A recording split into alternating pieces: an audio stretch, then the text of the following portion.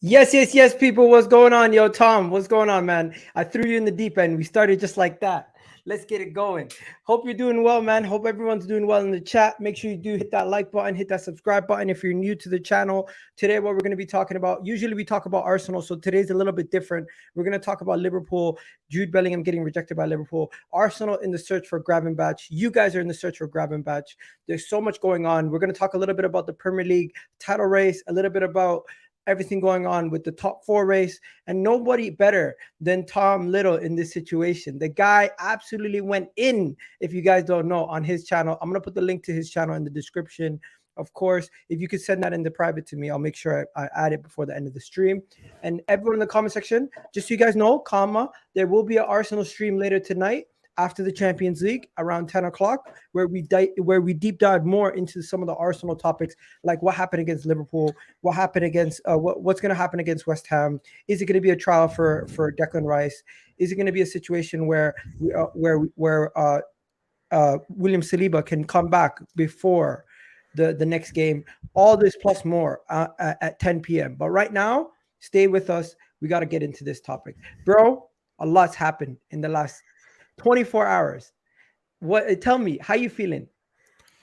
I am very confused, really. I'm very confused about the direction that the club are going in. I'm very confused about what the plan was in the last summer then. Because we were all told that the whole point of us not getting any midfielders last season going into the season was Jude Bellingham's available in the summer, and we'll go all out for Bellingham. We'll get Jude Bellingham. He'll be Steven Gerrard reincarnate, and we'll be fine.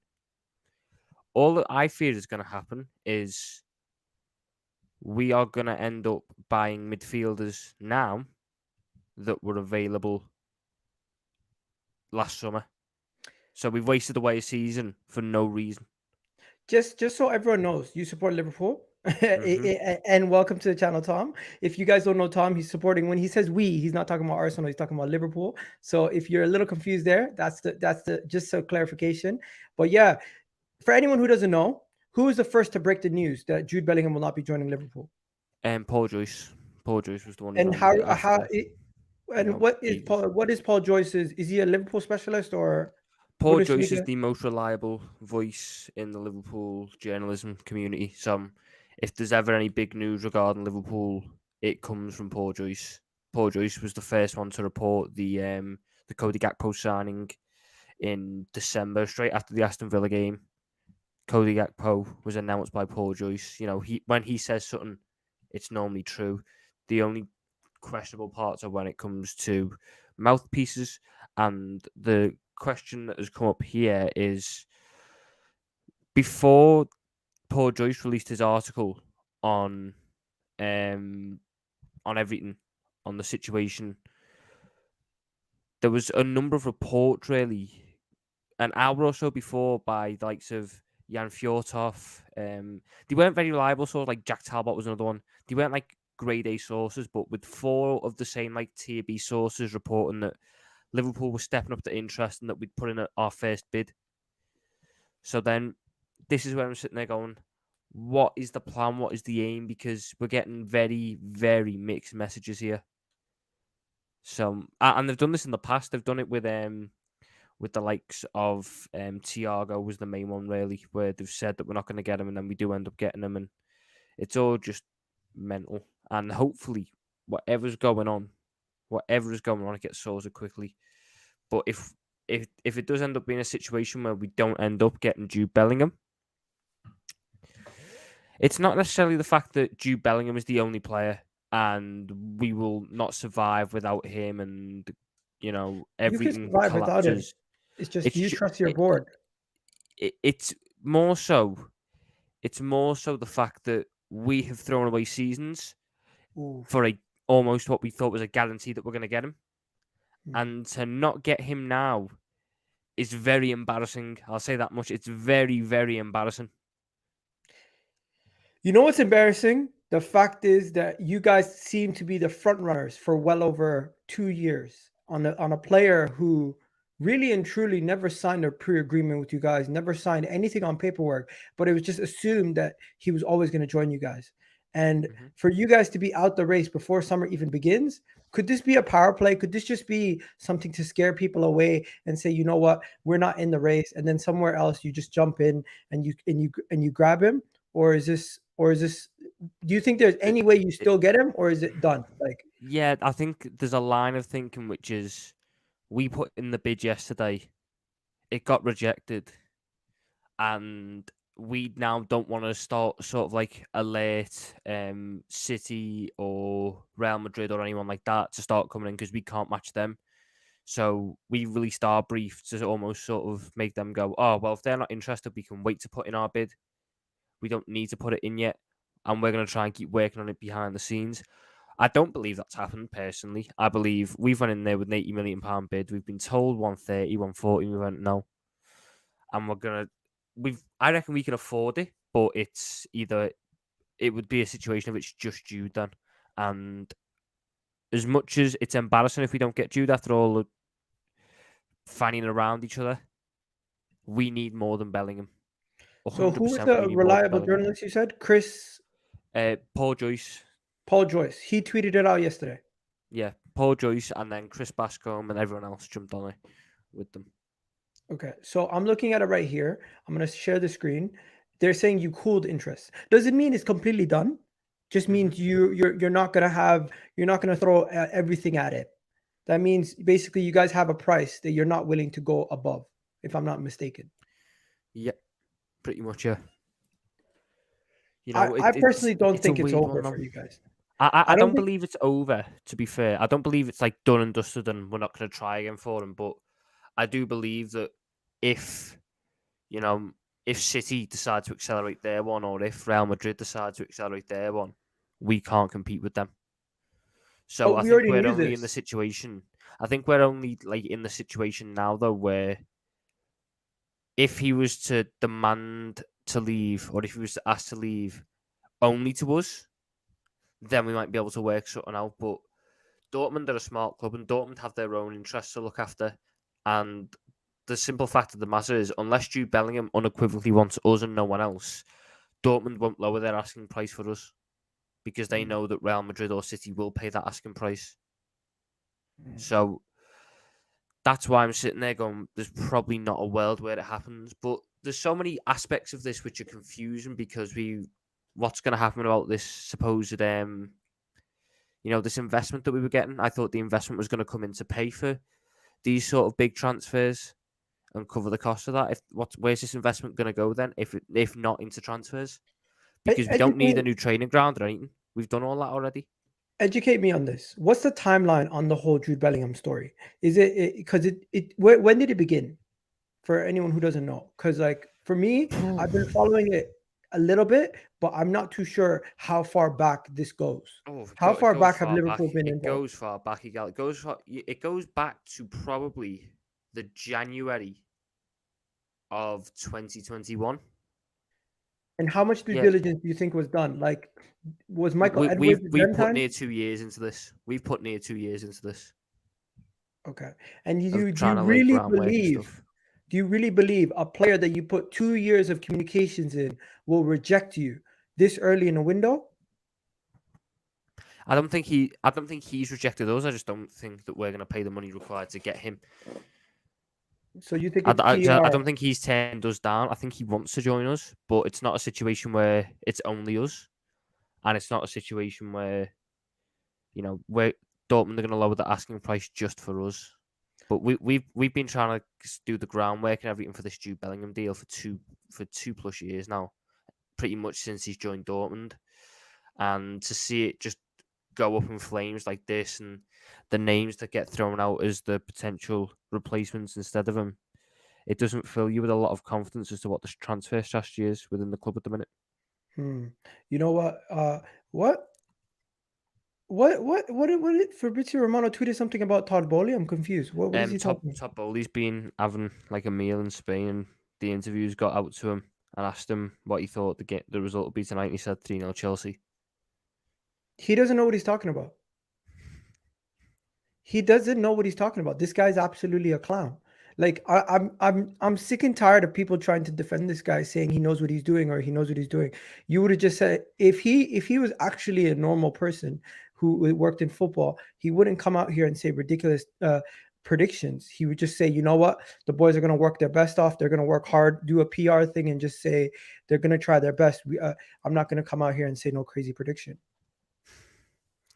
It's the cultures though, isn't it? I mean, he's obviously of a much different culture than I also if he was my owner, I wouldn't like appreciate it, but I would rather he said something like this instead of, "Oh, I've not got confidence."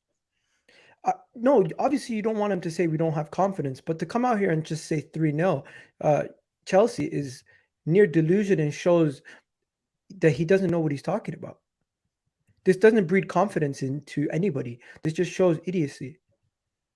I really do believe this guy's an idiot. It depends how much you actually care about his opinion. I don't think Chelsea fans should really care about his opinion on results and everything because, like you said, he's not a footballing man. He hasn't watched the sport for years on end. All this, that, and the other. I wouldn't really put much focus and opinion on his thoughts and saying just now. Maybe later on down the line, but for now, no. It is what it is.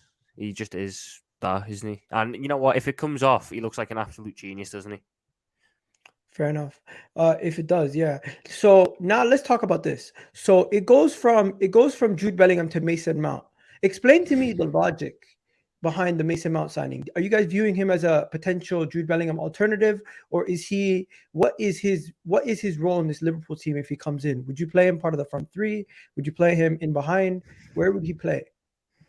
I love how the question was, can you explain the logic behind this Mason Mount thing? No, I can't. I can't. I've had many thoughts about this because it's been a rumor for ages now. I cannot explain the logic behind Mason Mount as a replacement for Jude Bellingham. They are not the same profile. Mason Mount is simply not as good. Mason Mount's best position is right wing. He's not starting ahead of Mohamed Salah. I don't want to spend 6 to 8 months training him to be a right centre mid. Again, that doesn't make sense. I'm not very excited by I don't think he's that good of a player, and we will probably end up overpaying for him because he's English and because it's Chelsea, and it would just be like Oxlade-Chamberlain 2.0, and we saw how well that one worked out. There are other names out there who you could look at. I think Alexis McAllister would be a fantastic signing if you wanted to stick with England. You've got Moises Caicedo. If you're not going to spend the money on a Bellingham, go throw more money at Caicedo. There's options within this league, but there's even more options outside this league. You've got, Claudio Kone. You've got Crepin Thuram, Pedro Gonçalves, Orkun Koshku. There's a number of midfielders who excite me more, and I believe suit our system and style of play more than Mason Mount. Mason Mount was a good runner. So if we were going to revert back to how we played 5 years ago, sure, he'd probably be all right then. But I don't want us to revert back to that because then it would just make the past 3 years pointless. We're gonna get into all those names, but welcome everyone who's just joined us from Never a Foul. Shout out to everyone over there. Big up Daniel. Make sure you do smash that like button, people. We have my guy here saying Mason Mount would improve your midfield 100%. Mason Mount improves their midfield because they don't have many options at this moment in time. We agree there. There are who are 20th, Egal? Southampton. Yeah. James Ward-Prowse would improve this midfield. Romeo Lavia would improve this midfield. Alcaraz would improve this midfield. It's not very hard to improve this Liverpool midfield at the minute. I'll say that much. Fair enough. Yeah, midfield is definitely a trigger point for you guys. Mason Mount and the let's go through some of these comments. Mason Mount works in club system. It has simple as that. It's simple as that. He should come with come with Jude. Yeah, so we should have signed the pair of them. Regardless, you're going to need younger midfielders. Again, no, I disagree because I think that would be too attacking. I think Mason Mount wants to attack. I think Bellingham's best attributes lie in attack. I think if you buy Bellingham, you go and buy a box-to-box alongside him. So you can let him focus on arriving late into the box, scoring them goals that he gets. But, it's weird. It's really weird to just see the names and the dropping quality of the signings that we're now looking at. Because but you know what? Mason Mount and Conor Gallagher don't move me. The money that's being 100 million. spent, it looks like Real Madrid and Man City are the two drivers, the front runners, and it's pretty much done. You're out the race. That's basically why this whole thing. You know what it is? It's PR to basically understand to Liverpool fans that you're not going to get him. Someone, Hannah Grace says here, Caicedo and McAllister are ideal. If you guys go get the two Brighton guys, you're in a better situation with that 130 million spent with two midfielders that are of that quality. And I fully agree with Hannah here. Hannah is McAllister and Caicedo are fantastic, but we don't need to just shot. There's a thing that is said about the homegrown quota around Liverpool and how it's we've got to sign players to fit the homegrown. I don't think we do because we've got players that are like Curtis Jones. I know he's not great, but to keep him around next year is a emergency option. He fits the homegrown quota. We've got loan players who can come back in, play minimum minutes, and just fill the homegrown quota. What we need is midfielders that can come in and have a real positive effect on this team. I don't want to buy Mason Mount. Those two together. Yeah. Everyone in the chat, let me know, how much do you think these two together would cost? Because I can tell you right now, Brighton wanted 80 million for Caicedo. 80 or 90 million. I reckon it'll be about 130-ish. I reckon it'll be close to the same price as Bellingham because I think I know Caicedo signed a new contract and I know McAllister signed a new contract, but these clubs do these things to almost set in stone just how to retain value, should I say. So Caicedo signs that contract. He's now not going to go for the 50 that he was available for last summer, but he won't go for 80 because it's not January. So they'll settle for around 70 with him. McAllister, I reckon, the World Cup will have boosted his tax. He had a really good season, 50 to 60 because of that new contract he signed. But I don't think there's release clauses, but I think there's almost gentleman agreements between certain Brighton players, i.e. McAllister and Caicedo, that were sign a new contract. Let us get the most money for you, and we'll let you leave. They've already got the replacements lined up. That's the mad thing about Brighton. They've got McAllister's replacement lined up already. He plays minutes already. Who's that? Buonante. I can't say his name. Yeah, but he plays minutes already. Trossard was replaced by Matoma so quickly. Let's just go through some of these comments. People are saying 150, 150, 130 to 40, 150, 120, 130, 130. Read what it says, not calling him shit. What? Read what? What I said, not calling him shit. I'm not exactly sure what you said. Let me go check. I'll check in a second. Let me just go through some of these. But yeah, 180. If they tell you 180 for those two, you're not getting them. That's almost 100 million each. It won't be. The only way it's 180 is if Caicedo was 120 because McAllister is going to cost 60. I think there's journalists already revealing that McAllister will go for 60 this summer, around a similar price to what Cucurella went for. But I was told Caicedo was going to go for 70, and we bid 70 in January, apparently. Arsenal supposedly bid 70 million. Thing, though, in January, isn't it? Because, teams are a lot more desperate. There's less time in the window to buy replacements. The market's a lot tighter. I think in the summer, a 75, 80 million pound bid for Caicedo will get the job done. And let's be honest, he's worth that. Caicedo was worth that 100%.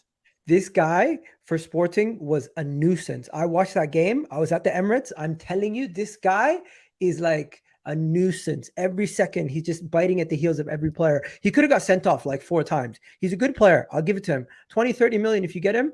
He definitely improves your midfield. Egal, I've been on this Sporting hype train because their manager is who I want to replace Klopp. So I've been watching Sporting heavily. And they've got some real good players who could come into some top Premier League teams and have an impact. That's left centre-back Inacio. He could come into most Premier League defences and be the best centre-back there. Pedro Gonçalves, the one who scored the halfway line goal, even if we just disregard that screamer, he's a very good attacking player. They've got that Ugarte. That Sporting team has a lot of good pieces in it. And I would be happy if Liverpool went and raided them because there's people saying blame Todd Boehly, though. Because Todd Boehly didn't... 100% you've got to. He has done a Neymar type of effect on this transfer market at the minute, and it will take a year or so for the market to recover from that, which is why I think this summer you're going to see a lot more overpriced deals and certain clubs might not buy as much because they'll sit there and go, there's not as much value. Todd Boehly spending 88 million or however much it was on Mudryk, 105 on Enzo, that skewed the market massively. So it'll be interesting to see how that's went and how teams counteract that. You know what? Just going back, where does everybody think Jude Bellingham will end up? Because that is like the final thing that we have to talk about before we move on from Jude Bellingham. Because could he go to a Premier League club? Chelsea, Arsenal, Manchester United, Man City. Only Man City seem to be the only team in the race. And then you go to Real Madrid. Real Madrid's also an option. So where will Jude Bellingham end up playing next season? Everyone in the chat, let me know. And also, while you're here, hit that like button, people. I don't even know if we have 25 likes yet. Let me know how many likes we're on. But yeah, where do you think he'll go? Where do you think Jude Bellingham will be playing next season? See, it's a three-way toss-up. I don't see him going to City. I really don't. Why is that? Hope? No, I think he wants a different type of club. I think he wants a club where he can go in and almost instantly be the best midfielder, and you're not going to be that at City when they've got Kevin De Bruyne. You're not going to be one of those talismanic figures when they've got De Bruyne, when they've got Haaland, when they've got those man. If he comes to us, he instantly comes in and he gets the number 8. He's the hero and this, that, and the other. I see him either going to Madrid, coming to us late on in the window, if we decide to actually, pull our fingers out and spend some money. Okay. But that's not a very high likelihood considering the history of this football club. Or I could see him signing a new deal with Dortmund, which contains a release clause. A new deal? I don't think that's... Stay one more year. Wild. I think that's wild. I think you could stay one more year. Let me give you some options, right? So I'm taking Arsenal out of this, but really and truly, we should be replacing Chelsea with Arsenal in this conversation. Let's see what people in the camp say. People are saying Real Madrid. We got 24 likes. Come on, you can do much better than that. People saying Manchester City. People saying he's going to stay at Dortmund. Newcastle is very ambitious, but I don't think they're ready yet to be spending that type of money on one player. People saying Madrid, Man United. Okay, if I was to give percentage odds, I would say the lowest odds out of all these teams to get him is Chelsea. Then I would say out of Liverpool and Manchester United have the money. Liverpool don't seem to want to spend the money. So I would give Liverpool higher odds because you've done more work. But the reality is the favorite is Real Madrid. If he goes to Real Madrid, he has the opportunity to win now, to be a future Ballon d'Or player, and he doesn't have the pressure of playing in the Premier League in one of the top 6 teams. Where if he's playing in Spain, yes, he has the pressure of playing with Real Madrid, but you're playing with some of the best players in world football, and they already have the young team ready to replace everything. So I think and he's only 19. What? He's 19. Not the finished article. City offer the best route to develop under a great manager with the best player in Haaland. That is also true. So regardless, City or Real Madrid, I think City and Real Madrid are the 2 favorites, but I think Real Madrid just give him a little bit more of an option where in the future, he's going to be the main man. City, he's the main man now. He's coming there. He's starting, I think, right away. I really wouldn't rule out him staying at Dortmund for another year if Dortmund don't budge on the price. What's the likelihood of him staying another year, man? Unlikely. I could. The thing is, though, Egal, I could see it happen. I really could see it happen if they agree to a new contract, which has a lower, so they're asking for about 130 this window, aren't they? Yeah. He goes into the last year of his deal next year, so he could easily just sit there and go, "I'll sign a new 2-year deal, 3-year deal, but I'm getting a release clause in there of 100 million, so you can't price me out of a move." And then the next summer, it's just a fire sale for him. Or even the January, a club might go in and pay the 100 million for him. I think I really wouldn't rule that possibility out, but I think Madrid are the favourites. I really do. Okay, fair enough.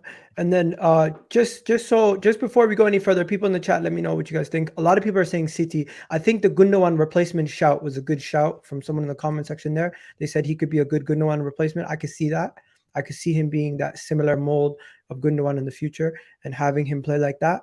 And you could also even see him be one of those guys who gets pushed into push into the future like Kevin De Bruyne replacement. Obviously, he's not a similar player to De Bruyne, but he's more closer to Gundogan in that player who can get forward and score. Defensively, what do you guys think about Jude Bellingham? Do you have any questions over his defensive abilities? No. If you're signing him to be a defender first, midfielder, then you're signing the wrong player for that.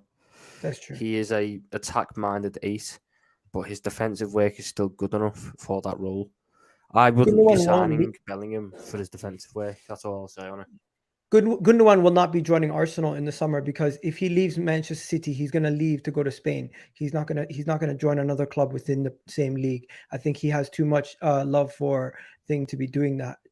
That's just me personally. I don't see him leaving Man City to go to Arsenal in the summer. That's just unlikely in my opinion. But getting on to Gravenberch, you heard the rumors of Gravenberch to Arsenal, Gravenberch to Liverpool, Gravenberch to both clubs. Right now, they're talking about him potentially joining Arsenal. This is one of the big stories that I heard in the Arsenal media today about Gravenberch being linked to Arsenal. Rumor has it that he wants out of his situation currently in Germany. I can pull up the article right here, and what it says: both clubs, both Arsenal and Liverpool are both interested in the player, of course. Liverpool are looking at him as a potential replacement to Jude Bellingham, where Arsenal are just looking at him as a talented player that we can bring in at this moment in time that would be suitable to us. Let me just show you guys the different articles. So Paul Joyce was the first person to bring up Gravenberch to Arsenal. I'm not too sure how much game time this guy gets. People saying him and Caicedo would be good for Arsenal, definitely. Gundogan free transfer, that's different. I don't think he'll join Arsenal though. Free transfer. I just feel like he's gonna stay he's gonna stay away from any Premier League club because he's such a legend at Man City. 30 million plus 30 million add-ons apparently. That's a lot of money for Jude Bellingham. That's wild. Yeah, it is a lot of money, but it's Todd Boehly. You've got to bear in mind as well that it's a lot of money, but at 19, look at how much he's achieved. Look at how much game time he's got. Look at the experience he's got. Look at the level he's played at. That's what you pay for, really. That is what you pay for. So, fair enough. Let's now move on to this. So I'm just gonna go through some of these and I'm gonna read it. And everyone after this comment right here. I think I think you get Declan Rice. Yeah, I'm gonna. Who's the favorite for Gravenberch? Every comment underneath this, I'm gonna try to get to. Okay. But first things first, he says, Paul Joyce says, Arsenal are admirers of Gravenberch. You have another one here saying, Arsenal are admirers of the Bayern Munich Gravenberch, who is struggling for minutes at this moment in time in the Bundesliga side, moving from Ajax last summer. How much did he get moved for last summer? Anyone in the comment section, let me know. It was a free transfer. Oh, okay. Liverpool have him on the short list with Rice, Caicedo, Barella. Oh, this is your short list. Gravenberch and Nunes. Nunes is actually the worst player out of all these guys on the list. I don't think Barella moves though. That's another thing. I don't think Barella leaves Italy. I'd take Barella in a heartbeat, but I don't think he leaves Italy. I would genuinely love Rice, Caicedo, and McAllister. That would be absolutely banging. But you're not going to get all these guys. You're going to get one. We should be getting two. We've got to get, and I've also think there's going to be. I think Fabinho's on as well. Personally, I'm going to tell you this right now. Declan Rice is joining Arsenal. I think you need to forget about Declan Rice because the reality is we've done all the groundwork, we've done everything similar to how you guys are doing the Jude Bellingham. We're the ones showing the most effort to try to get him over the line.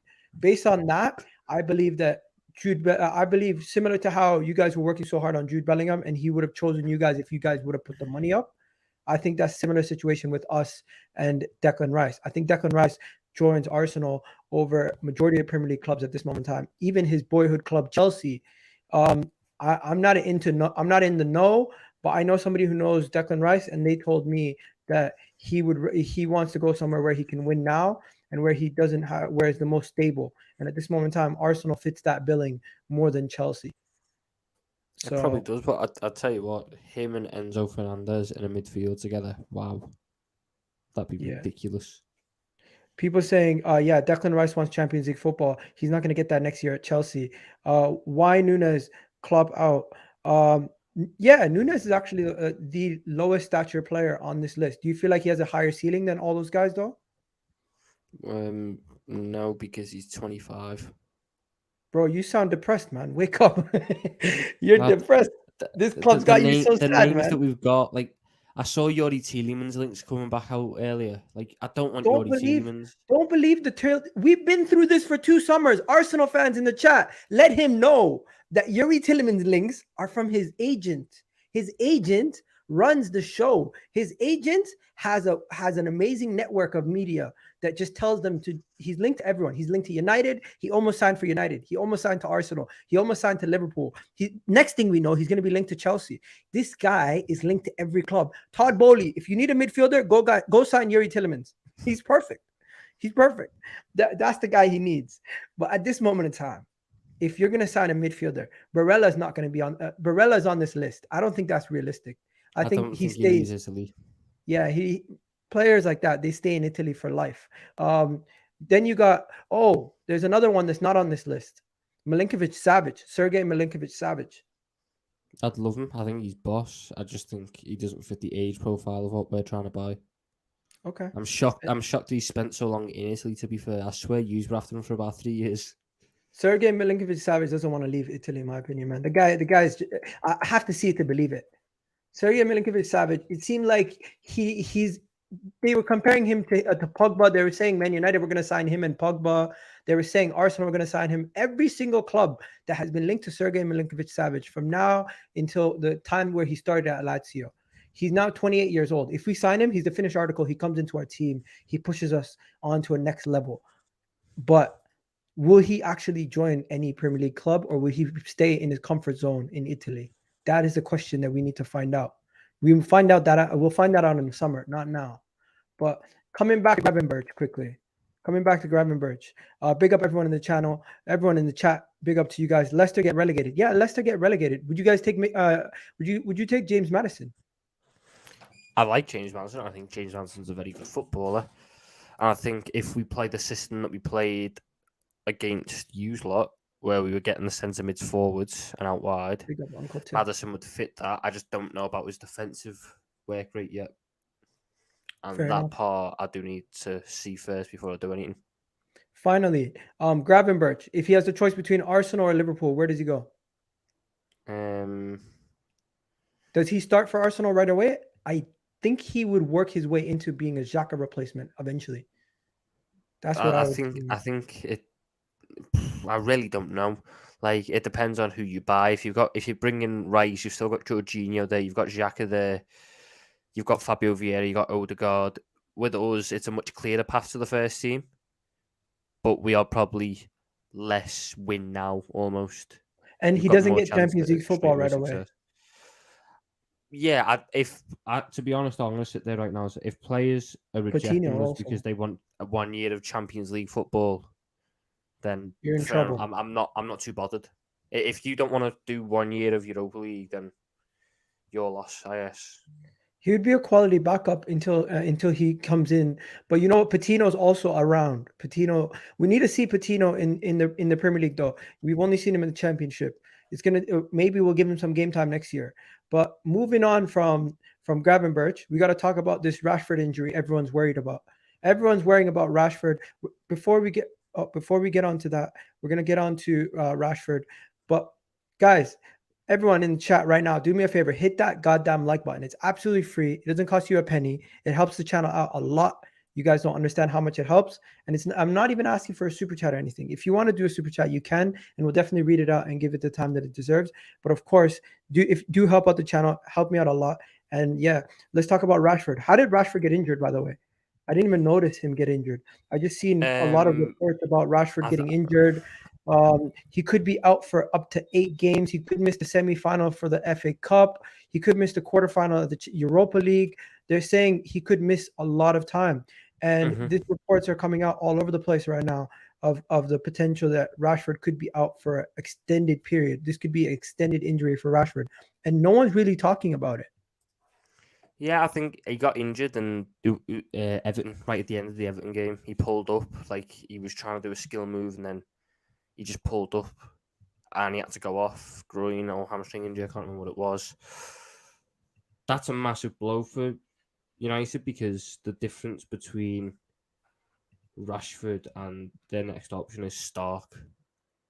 I can't see where their goals come from without Rashford at the minute. Not just because he scores them, but because of the threat he carries regardless. Like if you try and replace that threat with Sancho or Weghorst or a half-fit Martial who hasn't played much football, there's a lot of doubts and question marks there in terms of where the goal is going to come from. And for a United team that have relied very much on taking their chances, taking their opportunities this year, if they lose their player who's been the best at that, I think they're really going to struggle. And Yeah. I think they're stuck between a rock and a hard place as well because they're going to try and rush him back because they need to rush him back because he's the best attacker. But is that going to come at the cost of, him later down the line, maybe next season or something, struggling with an injury again to the same part because it wasn't treated properly? Yasin Ahmed here says United are in trouble with Marcus Rashford's injury. They'll beat Sevilla tomorrow, though. 100%. People in the chat, let me know. Are Manchester United at risk of falling out of the top four or potentially finding themselves in a situation where they slip in the league? Because I'm not really too concerned for them in the Europa League this round. They're going to get through this round. But if he misses the FA Cup semifinal, who do they have?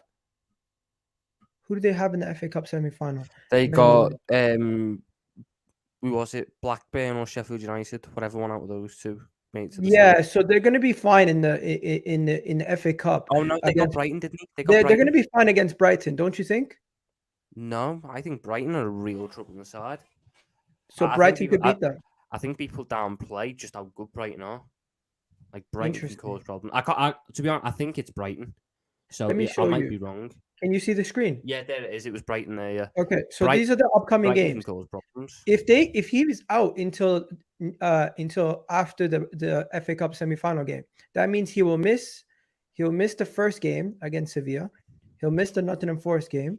He'll miss the second game against Sevilla, and he could potentially miss the Brighton game. If he's out for that long until the 23rd of April, that could mean he would miss a total of 4 games for United, and that's 2 quarterfinal games, a semifinal again in the FA Cup, and a game against Nottingham Forest. Surely Nottingham Forest, they can win without him, but those other 3 games are huge games for their season. They could be out of 2 cup competitions because Rashford's injured. At that Brighton one, I've been very high on Brighton this season ever since they stuck 3 past us and made us look awful. They are a really, really good side. They can cause a lot of problems. They beat United earlier on this season in the first game of the season. They've only gotten better since then. They've figured out their setup. I really like the centre-back partnership with Duncan Colwell. Levi Colwell is one of the best young centre-backs in the league. I really rate him that highly. Gutted that he's a Chelsea player. Obviously, you've got the midfield of McAllister, Caicedo, Ferguson. I think he can cause loads of problems. I think he's got a really good, control at such a young age. So I think Brighton could beat United. I really think Brighton could beat United. Top 4 is a different one though, because I've been saying that they can get top 4, but I don't know. I think they need 2 games in hand, and they've only got the 1 game in hand. If they had a second game in hand on United, then I'd back them to do it because I really think they're that good. But I think it's just a little bit too far. They'll certainly run United close to top 4, but I don't think they'll get it per se. Who gets top 4 for you? That was mental. Villa in 6th is absolutely mental. People are saying Brighton are going to be the team that beats United. We'll have to wait and see, ladies and gentlemen. I thought Brighton could do that. I really did. I had Brighton in my top 4 predictions 3 weeks ago. I'm really. What is your top 4 predictions? Let me know. Right now, it's probably the way it is. If I had to say someone from the outside was going to sneak in, though, it would be Brighton for United. I think Newcastle have a bit of consistency now. So you don't think Tottenham could overtake United? No. Interesting. I think there's more chance of Aston Villa jumping Tottenham than Tottenham jumping United. What? Wow. I really don't rate Tottenham. Tottenham are ahead of them right now, aren't they? Villa, yeah, but Villa are another team that are in bang top form. Tottenham, I really don't rate. I don't think that the current setup of Stellini and Ryan Mason is very good. They were very, very, very, very, very, very lucky to beat Brighton with all the drama surrounding that match. I really don't think Tottenham are all that. Let's bear in mind, if them results had went Brighton's way, they got the penalty, the goals that were disallowed weren't disallowed. Tottenham are sitting here on 50 points. Brighton are sitting here on 49 with 2 games in hand on them. I really don't think Tottenham are that great. And Villa under Emery, they are just the definition of consistency. They've got everything that they want. And considering how bad Steven Gerrard was doing there earlier on this season, it's mad to see them where they are right now, Villa. Yo, Egal, evening. Kevin De Bruyne is injured from last night's game versus Bayern Munich. That's not true. That can't be true. No way Kevin De Bruyne got in. He went off injured. Yeah, he went off injured. No, but injured. he's fine. Kevin De Bruyne is fine. Kevin De Bruyne is a beast. KDB don't get injured that easily, man. And even if KDB got injured, I think they'll be fine. I think KDB's a hard. I don't know. I think they'd find a way to replace him, but in tight games, you can't replace that X factor he's got. Just so everyone knows, until they actually release a report where they see he's injured, I'm not going to really believe that he's out for too long. I'll tell you what though, Sadio Mané and Leroy Sané after the game yesterday got into a fight. Is it? Sadio Mané punched or whatever, struck Leroy Sané in the face. No way. Nice guy Sadio Mané. Who should. Where did this report come from? Oh my God, you're right. You're right. What the hell's going on? What the hell is going on? Yo, this is crazy. This is crazy. So you're telling me these guys had a punch up after the game? Yeah. How the hell did that happen? Leroy Sané said something on the pitch to Sadio Mané that Mané didn't like. So in the dressing room, Sadio Mané had to go at him and then punch him in the face. That's nuts. That doesn't happen often. Usually people break them up. Like, what the hell? I know they broke them up eventually, but it was just. Yo, I need to find a video on this. Okay, so it was in the dressing room afterwards. It wasn't like you didn't see it on video. But... By the way, my top 4 is exactly what this guy has right here. I have Newcastle finishing third. Let me know what you guys have in the chat. Kevin De Bruyne suffers from too many tackles. That's true. Mane versus Sané. Yeah, it seems like it's legit. So this is what the reports are saying. It's funny to see them celebrating earlier, but this is from the game yesterday. There was a bust up between Sadio Mané and Leroy Sané last night, both arguing on the pitch. Whilst the final whistle, Mané complained about how Sané spoke to him on the pitch. Suddenly, the Senegalese attacked him and hit his face on the lip. Interesting. Bro, guys are full on fighting. Man City's causing dressing room bust-ups.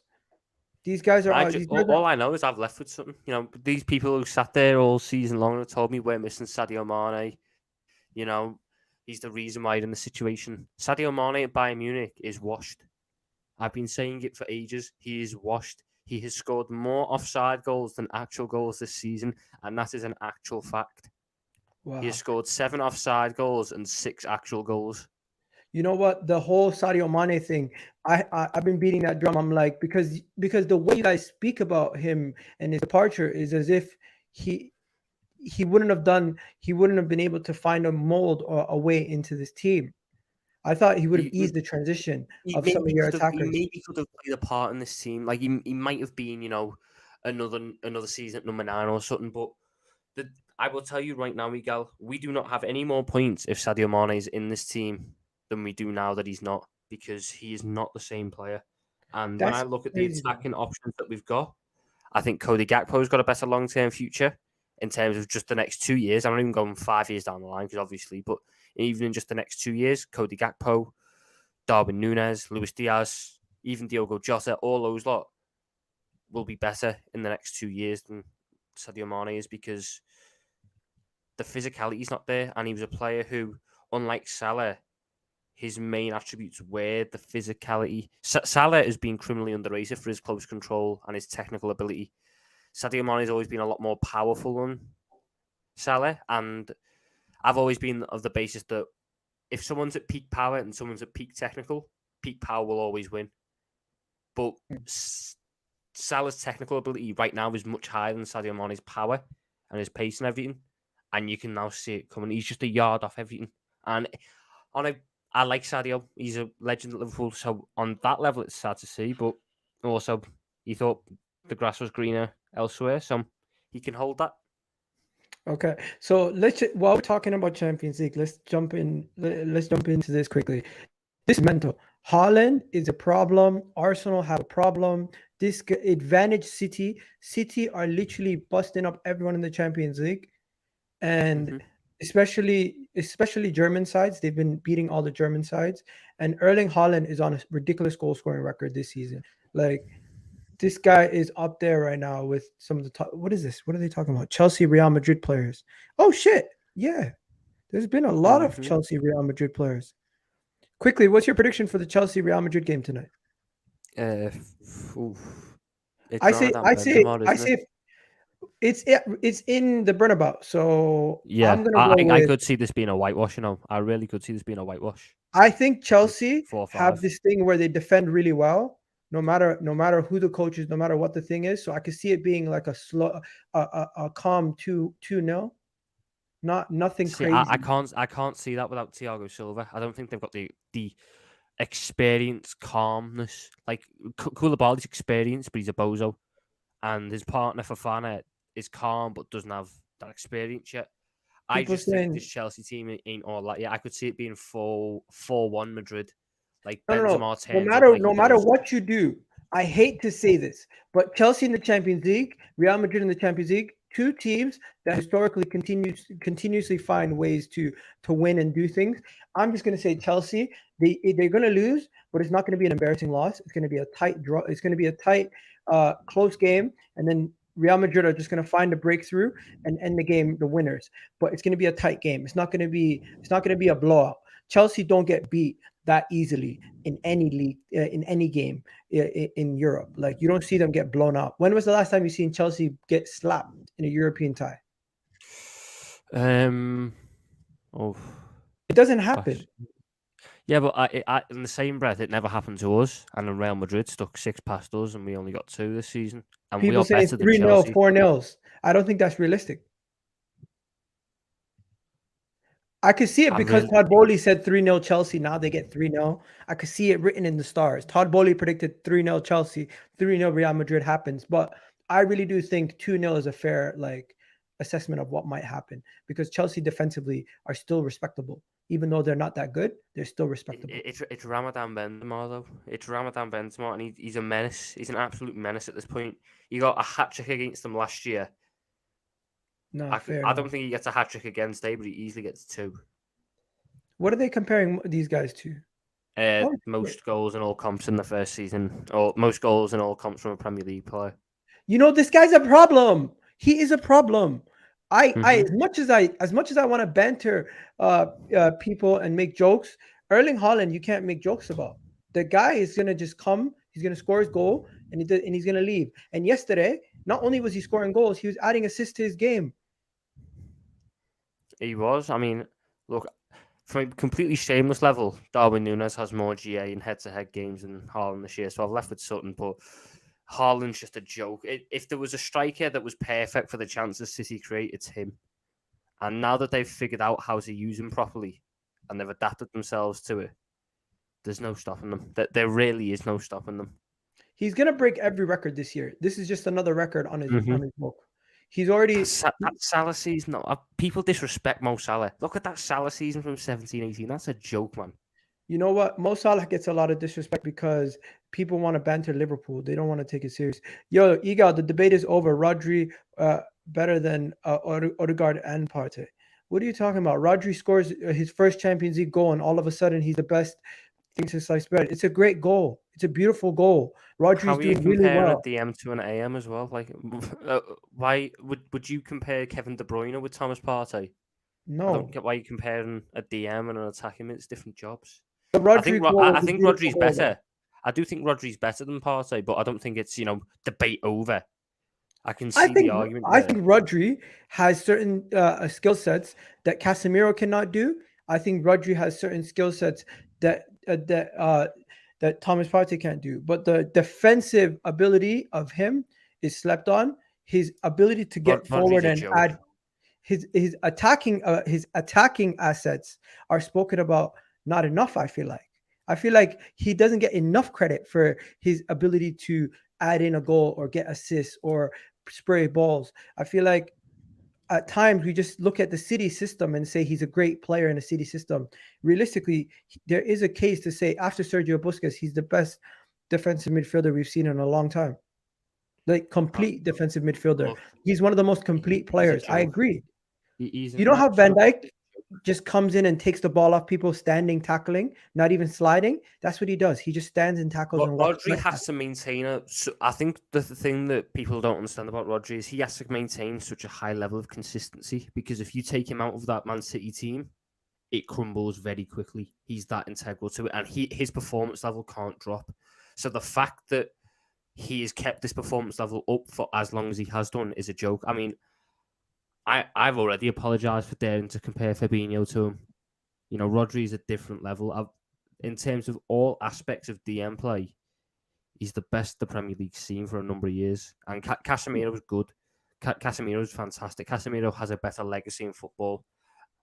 But Rodri is who I would have in my team over Casemiro, because I don't think Casemiro can do what Rodri can do. I don't think any player in world football can do what Rodri can do. Okay, let's talk about it now. Advantage Arsenal, advantage City. April 26th is the next game that we play against each other. If you don't know, the next time Arsenal play Manchester City is April 26th. Mark it on your calendar, ladies and gentlemen. Get ready. That game is going to be epic. Epic. I want to know, Tom. Since City could go to top of the league in theory that day. No, they I can't. don't know. Technically, do they not have the game in hand then? No, technically, they physically it won't be possible for them to go ahead of us in the league table at that moment in time. Let me show you why. Because I thought they would have had the game in hand by then. So games played at this moment in time. These are the games played, right? So these are the games to be played, right? So we have played Leeds. They've already played you and Southampton, right? So you just cross those two off the list. The remaining games are Southampton, West Ham for us. They have Leicester next. Right? So after Leicester, their next game after that is Arsenal. They don't have the Brighton game. The Brighton game got rescheduled. Yeah, that got moved, right? Because the semi-final. Yeah. So Arsenal technically after this weekend could have the West Ham Southampton game, then Man City Arsenal. So we'll have 3 games by the time they play 2, which is the Arsenal and Leicester game, right? So they will have 2 games in hand on you come that day. Going into that game, we could technically be 9 points ahead of them because we've played an additional game. Because right now we're only 6 points ahead. But I'm not gonna lie to you. Coming out of that game that we drew, we're gonna talk about that game for a second. What did you think about the game? Give me your cliff notes, because to me, this is the easiest way to explain the game. We could have won the game, but at the end of the day, when in the 90 minutes, when the game was ending, I'm surprised how we didn't lose. I thought our second half was the best we've played all season. I thought that was the most under pressure Arsenal have been all season. I think that was one of the. I mean, you can speak best. I haven't watched all the Arsenal games, but I think that was one of the games. I think that was probably the game where you sat there and went, "Wow, oh my God, just get us out of here." You wanted the game to end. Obviously, we left it late, but there's more of a feeling of not like despair or anything that bad, but like annoyance that we could have won that game. We had the penalty, obviously, which Salah decided to put wide again. We had the Ramsdale double save right at the end, which was ridiculous. On another day, we win that game. On another day, we lose that game. I just think Arsenal fans are going to have... You're not going to have regrets, but you can sit there and go, maybe we shouldn't have had, maybe we shouldn't have riled up the crowd the way we did, because I thought you'd done a really good job of shutting us down. Are you blaming Xhaka? Xhaka is not to blame for the result, but Xhaka lit the match that set everything off, because if he doesn't do what he done to Trent, which causes Trent to have that reaction, the crowd doesn't get up, and then we score a minute later. That's because the crowd is up and going for it. Any Arsenal fan that's sitting there and going, he's solely to blame for that result is insane. But you can sit there and go, you shouldn't have done that, because that's what started it all. If we'd have went in at half time at 2-0 down, we don't come back. I blame the goal. I think the defending on the goal was bad. Bukayo Saka didn't track back. We didn't have the comfort that we had with the amount of defenders back there, and we caused ourselves with that defensive error leading up to the opening Mo Salah goal. For example, if we had more bodies in the box, we would have had another person in there to clear the ball away from Mo Salah. But Mo Salah tapped it in, no question about it. After the deflection, after Henderson tapped it towards goal, Mo Salah finished off the job. In another situation, the ball doesn't get to Henderson, or the ball gets intercepted before it gets to Mo Salah because we have another person in the box. Or you could have said that we should have done better trying to stop the cross from getting in the first place. I say the opening goal was the problem. The second goal, the reason why the second goal went in was because Arteta made a mistake, and I don't think you should have went to. I don't think you should have went to the back five. I think he had the wrong personnel to do that. Also, he had the wrong. He made a mistake by not taking off Zinchenko. He should have took off Zinchenko. He took too long to taking off Zinchenko, and it cost us, because Zinchenko is great at holding on to possession. But that late in the game, when we're under pressure, you need to bring on Kieran Tierney. Defensively, he made a little bit of a difference, and he even almost scored when he came on. But yeah, it is what it is. We drew the game. Advantage City. Do you agree? The title of the video is Advantage City. It's in their hands. It's for the first time in a good couple. I don't know how long it is, like weeks or months. It's in their hands. They can go top of the league if they win all their games. Yeah, goal difference. And that puts it in their hands. I remember when we were in this situation last year. You should be very thankful that you're not in the situation that we were in for years, where you are neck on neck at points at this point, because we were neck on neck with them for ages, absolutely ages, especially in 18-19.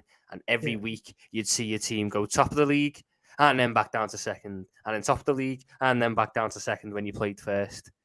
Like it was gut wrenching, and this is why I say to you is, have your confidence about winning the league. You've been the best team in the league this year. You deserve that confidence, but don't rule out City just going on one of these mad runs, because I've seen it before. And I know they do it. And with it being, I believe, the last year of this core, I think Laporte's going to go. I think Bernardo Silva's going to go. Gundogan's going to go. I think a number of the players from this core City team that won so much are going to leave. They'll want to leave it on a high. I think it also does depend, though, on the Champions League and whether they sit there and believe they can compete in both fronts. So Pep Guardiola is going to be tested to his maximum in the coming weeks, and if he leaves with both trophies, then fair play to him, as much as it'll annoy me. If they win the treble, if they get a three-peat, regardless what they do this season, will be historic, and we would have been 100%. The only team that would have been able to stop them. Yeah, we should have done it last year. That Tottenham game, that stupid Tottenham game at home last year where we drew 1-1, and we were all over them, but we drew 1-1, and these are the things that happen. I think there's games in the running that will be interesting that I'll have my eye on, definitely. I think you play Newcastle away, don't you? Yeah. That's one that I'm looking at going, oh. or because Newcastle might just need that game for top 4, and it'll You come know down to what? who wants it more. I'm not looking that far ahead. I'm looking at, let me know, people in the chat. I'm just looking at West Ham. And we're going to talk about it tonight at 10 p.m. We're going to talk about the West Ham game. We're going to talk about the Liverpool game again. But yeah, hello, Romanian. I'm an Arsenal fan. Big up to you. Hope you're doing well. But yeah, they would win on goal difference if we lose to them. That's 100% true. But it's in our hands. It's in our hands. To me, I'm hoping somebody does a favor and gets them to drop points. And did you see the running, what they did against you guys in the running over the last 5 years? What, Man Did you see City? that? Did you see the Premier League thing, the stat that they put out about the running Mm-hmm. and Yep. what they've done over the last couple of Mm-hmm. years in the running? Yep. Bro, it's harsh. Egal, I'm telling you, I have severe PTSD from them, man, winning 16 games in a row. 16. Bro, All while having a Champions League run as well, winning an FA Cup in that time, having a Carabao Cup final. It's 18. Look at that 18-19 season. We cannot compete. We cannot compete. We cannot. Look at that. And the worst part is, Egal, we matched that. We won all our games in that run as well. They went 16 unbeaten. We went 14 unbeaten. fucking hell, bro. It's Or I think mental. 14 straight wins. And they went 16 straight wins. Like, it's mental. This is why I can't ever write off this City team. They're a joke. It's mental. People in the chat, how many of those games that they have remaining this season do you think they could potentially drop points in? Leicester, new manager bounce. W or No. loss? Win. It's Win. new manager bounces. Dean Schmidt Brighton. got Norwich just Brighton put away. away. Brighton away. No, because I believe that when City play a team that tries to play a similar style of football to them, it comes down to natural ability, and City have more natural ability. What's your prediction for the Arsenal game at home? 3-1 City. Wow. What about Fulham away? No, if they beat Arsenal, they're not losing any of the other games. I promise you that much, Egal. West Ham? Win. Leeds? Win. Everton? That's one where you've got to look at it and go, maybe, because it's Goodison Park. Chelsea? Win. Brentford? Another one where you're sitting at going, maybe. But it's not a good, like, maybe. It's not one where you're going, maybe, yeah, maybe. It's like a, who knows, Okay. maybe. I'm just going to say this. Leicester, do me a favor. Brighton, do me a favor. Arsenal, I think we Do can your do job. something. I think if we get a draw, we win the league. Unlike you guys, where last time you guys needed a win at their ground, all we need is a draw. Because remember, I mean, yeah, last year when we, to be fair, because we if we didn't need get a a win. draw at City's ground, we have room to draw another game for the rest of the season and still win the league. With a total of 5, look, we've played with 8 games. If we get a draw away at City and we win against West Ham and we win against our other games, right? If we win our games, then potentially we could find ourselves with 5 games remaining with a 3-point lead in the table and still with a potential opportunity to win the league. Let me just show you what it looks like. This is what it looks like, right? So Arsenal win against West Ham, win against Southampton, get a draw versus City. We will be a total of 7 points clear. No, 10 will be 9 points clear, right? With them having 2 games in hand, right? And we will have no games until the Newcastle game, because until the Chelsea game on the 2nd of May. So they will play the Fulham game after that. So we will still have a 6-point lead. No, we'll still have a 3-point lead going into the last 5 games of the season. And then we'll have Chelsea at home, Newcastle away, Brighton at home, Nottingham Forest away, and Wolves. I think we win every game. The only game that everyone is worried about is Chelsea and Newcastle. And if we get a draw in either of those games, we still have a 1-point lead going into the final game. So I think we can win the league if we get a draw. If you get a draw, it certainly puts you in good stead. But I can't see City losing that game. They don't lose. Or draw in that game, to be honest, Gal. Title running. in what is effectively a title decider at the Etihad. Yeah. Pep's got something for it. Fulham ain't no walk in the park. Fulham A good away ain't no side. park. No. Yeah. I'm scared of Brighton and Brentford. Brentford last day of the season. I don't want it to go down to the last day of the season. I know how you Ivan guys Toney felt. will probably be suspended though, so it doesn't matter. Bro, that was so scary for you guys. Both times they went down, and both times they Oh, won. mate, don't even. When Coutinho scored, you gotta put yourself in my seat. Aston Villa go 2-0 up at the Etihad with Steven Gerrard as manager and Phil Coutinho scoring the second. Was I supposed to believe that it wasn't written in the stars? But no, bloody Kevin De Bruyne and Gundogan and Sterling and Rodri and ruining my day. Crazy. But yo, guys, it's 6 o'clock. The stream's almost done. Big up to every single one of you guys right now who's watching. I just want to say, I hope you guys enjoyed the stream. I hope you guys hit that goddamn like button. I'm going to be back at 10 o'clock with Colleen, myself, Dawood, and a couple other people. We're going to talk about Arsenal. Come join us at 10:30 if you guys are available after the Champions League game, after the terrace is done and everything. Come on here, jump on and have a conversation.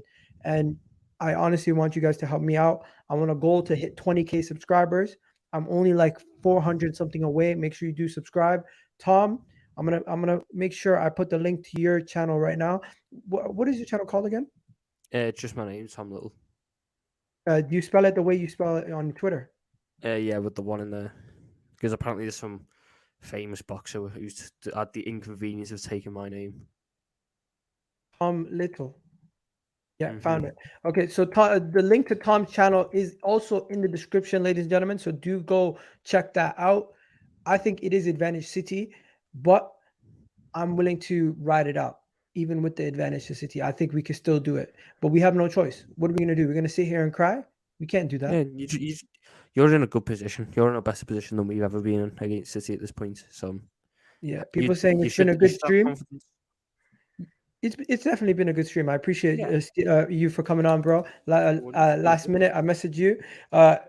Obviously, I do this usually with Dabs or Sean. Now you're part of the roster. Definitely get you on as much as possible. Big up, man. It's been a great stream. But yeah, man, anytime we need a Liverpool correspondent, we know who to go to now. You know what it is? But yeah, have a good one. Tom, I'll catch you on the terrace tomorrow if you're on, right? Who is it tomorrow? I'm on. I don't know if you're on. Oh, on the top 6. I might be. Yeah. There we go. We'll see. Big up, everyone. Have a good one.